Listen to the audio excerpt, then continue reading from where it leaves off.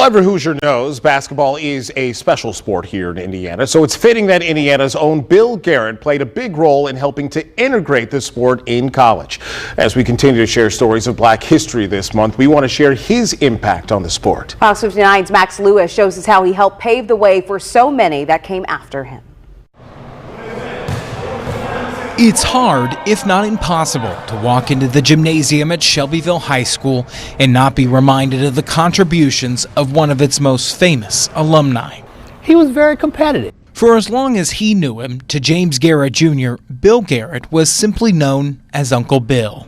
What I have experienced in the 50 years since his passing is that this community has never forgotten Bill Garrett.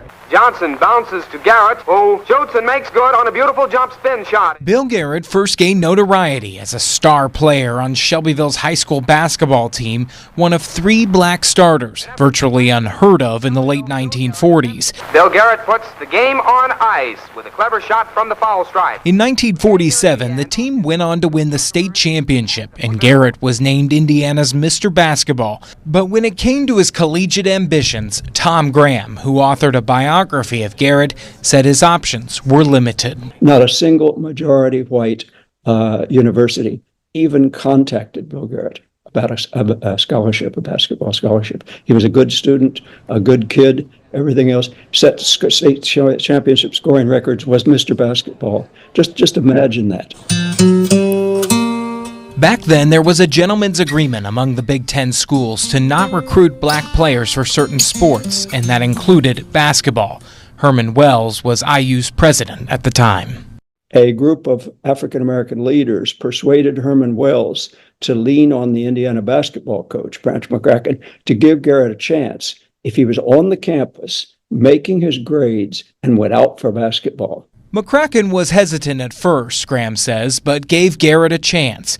In doing so, Garrett became the first black basketball player at IU and the first to play regularly in the Big Ten.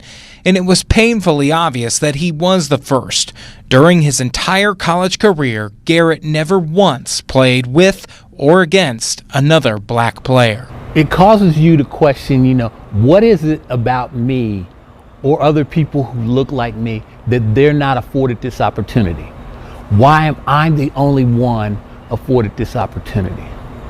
And what happens if no one gets another opportunity like this? The year after he graduated from IU in 1951, there were 7 black players on 5 Big Ten teams, putting an end to that so-called gentleman's agreement. College basketball would have become what it has become, that is fully integrated and African Americans playing a big role eventually anyway. But Garrett accelerated that development. Graham said that while basketball is a big part of Garrett's story, it's much bigger than that. It was also a spark for, or a addition to, the movement toward integration that was taking place in the 1950s. And it was one big step because basketball was followed by so many. The old field house at Indiana University was named after Garrett, as is the gymnasium at Shelbyville High School. Despite all the challenges and hatred he faced, his nephew says his impact can be seen on basketball courts across this country. To persevere and to not allow that to take you away from your mission and your purpose, it takes a phenomenal person to be able to do that. In Shelbyville, Max Lewis, Fox 59 News. Max, thank you. And after college, Garrett was going to play for the Boston Celtics until he was drafted into the Korean War. When he returned, he played for the Harlem Globetrotters and later coached the state championship team at Crispus Attucks. Garrett died of a heart attack in 1974 at the age of 45. And Fox 59 is continuing to highlight special black stories and contemporary impacts throughout the end of this month. And we hope you tune in for our special broadcast this week, celebrating all of those stories. Honoring Black History airs tomorrow, February 23rd at 7:30 p.m.